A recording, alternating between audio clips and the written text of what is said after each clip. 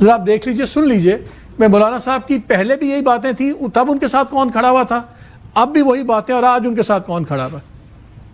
حق کو واضح کر دینا چاہتے ہیں کہ 31 جنوری تک حکومت مستعفی ہو جائے. اگر 31 جنوری تک حکومت مستعفی نہیں ہوتی تو پھر سربراہی اجلاس اسلام آباد کے لیے لانگ مارچ کا اعلان کر دے گا. تسلسل کے ساتھ اور پوری استقامت کے ساتھ پی ڈی ایم جس موقف پہ ڈٹی ہوئی ہے، میرے خیال میں یہ آنے والے مستقبل کو دھاندلیوں سے آپ کے انتخابات کو محفوظ کرے. وہ منزل آن پہنچی ہے جب اس طرح کے نااہل، ناجائز اور نااہل حکمران کافر کردار تک پہنچیں گے. ہم نے اس اصول پر اتفاق کیا ہے کہ پارلیمنٹ کے اندر ایک جوائنٹ اپوزیشن ہونی چاہیے. پاکستان ایک انتہائی مشکل حالات سے گزر رہا ہے. ہمارے وزیر اعظم صاحب کہہ رہے ہیں کہ آئیں بات کریں، تالی دو ہاتھوں سے بچتی ہے.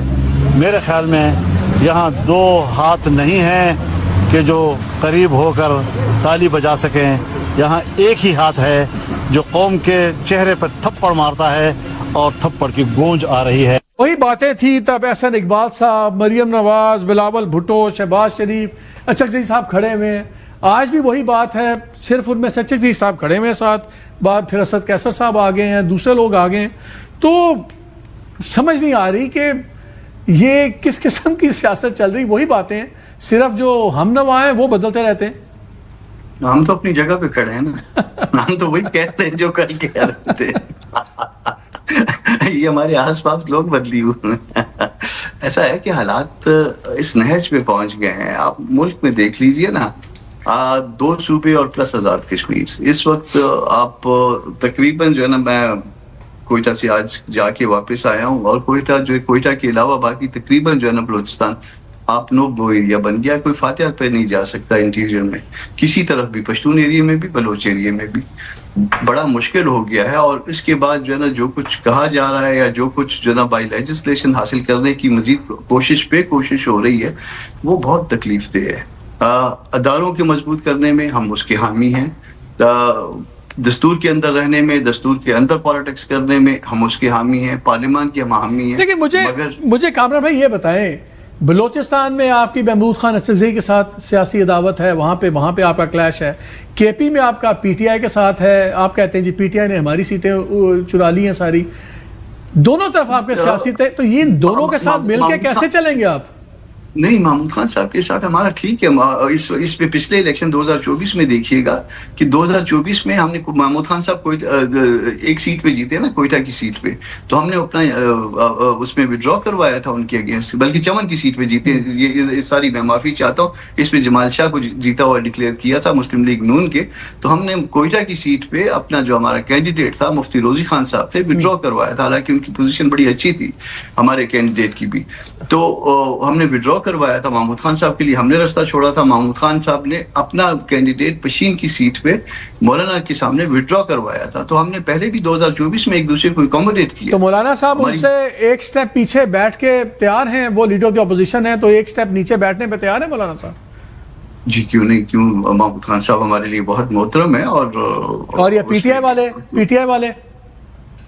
پی ٹی آئی بھی جو ہے نا، وہ ظاہر ہے ان کی سیٹیں ہم سے زیادہ ہیں، اور ہمارا ویسے بھی جو ہے نا وہ اپوزیشن لیڈر کا حق نہیں بنتا. ہم کو پہلے اشارتن کنایتن کہ کہیں ادھر سے دائیں بائیں سے جو ہے نا اس طرح کے میسیجز جو ہے نا کبھی کسی وقت میں کیے گئے کہ جی یہ ہو سکتا ہے، یہ نہیں ہو سکتا.